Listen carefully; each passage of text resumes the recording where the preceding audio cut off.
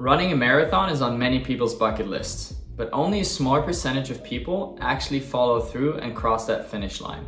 And that's how it was for me. I had run a marathon on my bucket list, but then it took a few friends, a barbecue, and a couple of beers for me to finally sign up for a race. That was in summer 2023.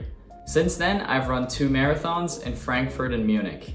But to be clear, I'm not an expert at running or at marathon training at all. What I do have though is that beginner's perspective that I believe can help you when you first starting your marathon journey.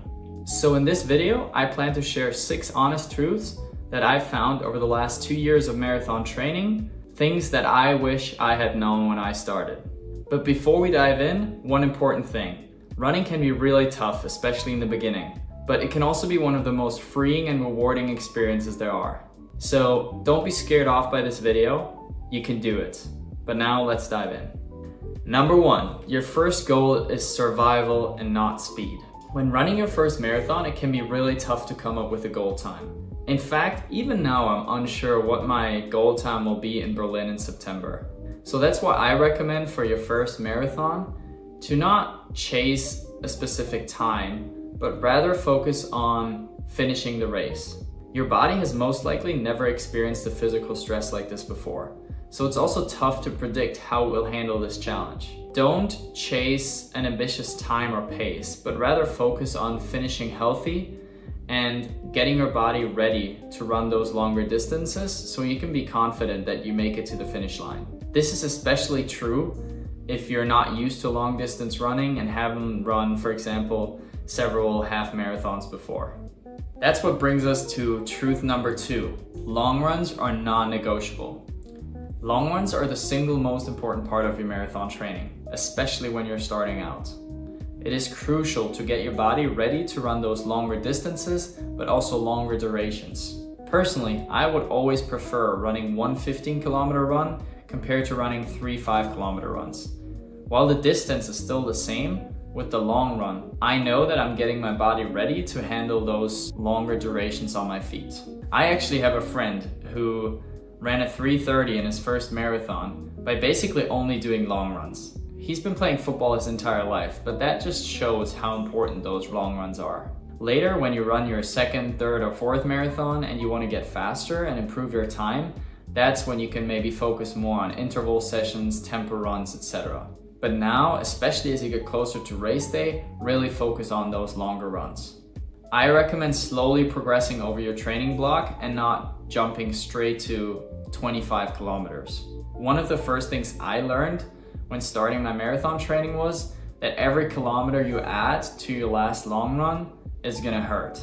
So for example, if last week you ran 12 kilometers and this week you plan to run 14, those last 2 are really gonna hurt. But that also means that next time you run, those 14 kilometers are gonna feel better. So slowly progressing to a goal distance of about 30 to 34 kilometers is what you're aiming for in your training block.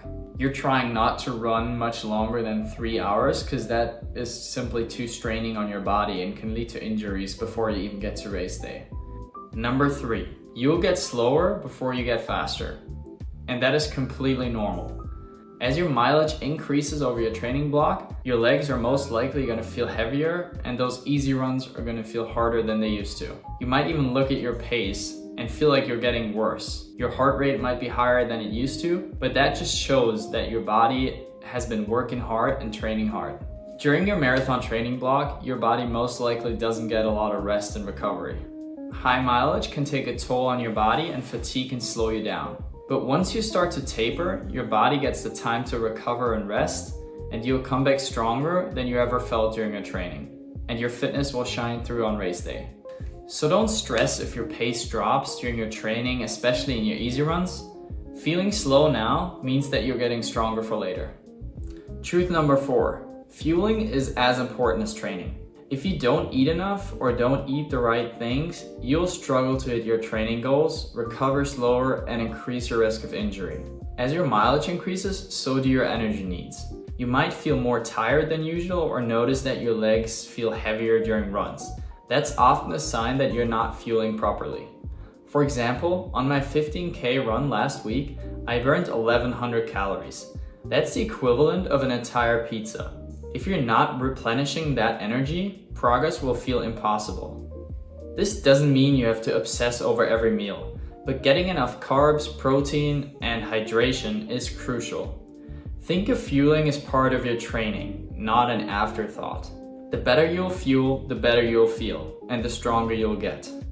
Number 5, your mind will give up before your body does. Marathon training is just as much a mental challenge as it is a physical one. There will be days when your legs feel heavy, your motivation is low, and every step feels like a struggle. Your brain will try to convince you to slow down, cut a run short, or even quit altogether. But here's the truth, your body's capable of far more than your mind tells you. Learning to push through discomfort, whether it's on a tough long run or final miles of a race, is what makes the difference. Mental tricks like breaking the run into smaller sections, repeating a mantra, or just focusing on the next step can get you through. And then on race day, when the fatigue kicks in, it won't just be the training that carries you. It'll be your mindset. Train your brain and your legs will follow. Number 6, you'll want to do it again.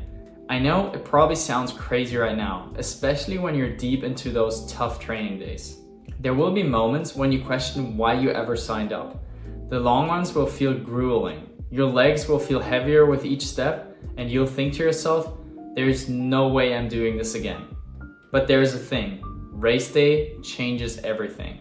Crossing the finish line in Munich, I honestly had tears in my eyes. The mix of exhaustion, pride, and pure joy was overwhelming. All those difficult training days, the countless hours I put into my preparations, all of a sudden felt worth it. You'll start thinking, what if I trained a little differently? What if I could go faster next time? And just like that, you're looking ahead to your next marathon. Marathon training has a way of getting under your skin. Once you've done it, you'll want to see how much more you can achieve. So yes, it's tough, but at the same time, it's also one of the most rewarding experiences. And you'll likely find yourself eager to sign up for the next challenge. At least that's what happened to me. So those are the biggest lessons I've learned from marathon training, things that I wish I had known when I started. If you're training for your first marathon right now, just remember, it's going to be tough, but it's also going to be one of the most rewarding things you'll ever do. Stick with it, trust the process, and take it one run at a time. And if you found this video helpful, let me know in the comments. What's one lesson you've learned from running? Also, don't forget to like, subscribe, and stick around for more running content. Good luck with your training, and I'll see you in the next one. Bye.